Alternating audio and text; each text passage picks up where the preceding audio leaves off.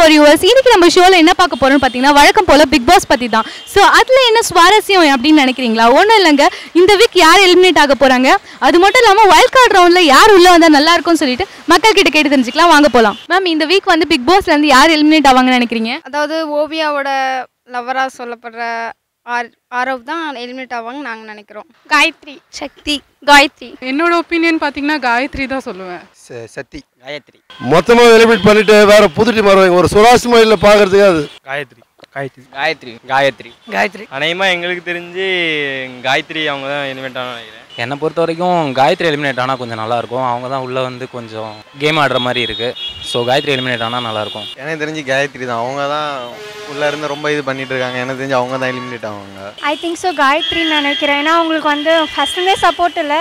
எப்போல்லாம் அவங்கள நாமினேட் பண்ணலான்னு யோசிச்சுட்டு இருந்தாங்க. நாமினேட் ஆகிட்டாங்கன்னா தான் காயத்ரி போவாங்கன்னு நினைக்கிறேன். ஏன்னா காயத்ரி தான் பிகினிங்லேருந்தே ரொம்ப எல்லாரு கூடயும் சண்டை போட்டுட்டு இந்த மாதிரி கேரக்டர் இருப்பாங்களா அப்படின்ற மாதிரி ரியாக்ட் பண்ணுறாங்க. கொஞ்சம் ரூடாக பிஹேவ் பண்ணுறாங்க. சம்திங் ஓவராலாக எல்லா பீப்புளும் காயத்ரி தான் எய்ம் பண்ணுறாங்க. I think Gayathri. Wild card ரவுண்டில் ரீஎன்ட்ரியில் யார் உள்ள வந்தால் நல்லா இருக்கும்னு நினைக்கிறீங்க? ஓவியா தான். இது என்ன தமிழ்நாட்டுக்கே தெரியுங்க. கஞ்சா கருப்பு சார் வரலாம். ஓவியா, ஓவியா தான். ஓவியா, ஓவியா, ஓவியா, ஓவியா, ஓவியா, ஓவியா, ஓவியா, ஓவியா தான். வைல்ட் கார்டு ரவுண்டில் ஓவியா உள்ள வந்தால் நல்லா இருக்கும். வேற யார் வந்தால் நல்லா இருக்குது? ஓவியா தான். ஓவியா, பர்னி ஓவியா உள்ள வரணும். ஓவியா.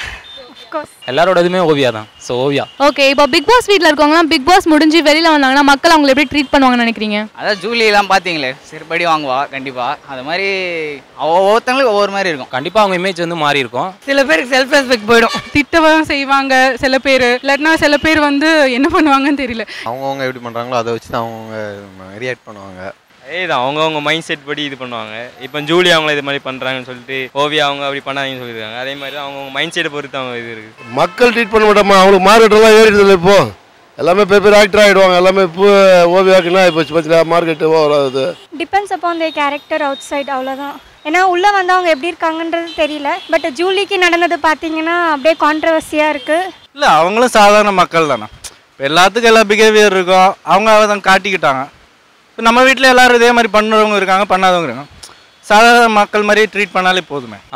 ஸோ அந்த நெகட்டிவ் பாசிட்டிவ் அந்த கேரக்டர் வந்து டிஃப்ரென்ஷியேட் பண்ணி பார்க்க முடியும் அவங்க காட்டினதை வச்சு. ஸோ நிறைய பேருக்கு வந்து என்ன வேணால் நடக்கலாம். தேங்க்யூ. இன்னைக்கு பப்ளிக் ஒப்பீனியன்ல மக்கள் நிறைய கருத்துக்களை சொல்லியிருக்காங்க. ஸோ யார் எலிமினேட் ஆக போறாங்கன்னு சொல்லிட்டு இந்த வார முடிவில் தான் நம்மளுக்கு தெரியும். ஸோ இந்த மாதிரி நிறைய பப்ளிக் ஒப்பீனியன் நீங்கள் தெரிஞ்சுக்கணும்னா நெட் டிவி4 சப்ஸ்கிரைப் பண்ணணும்.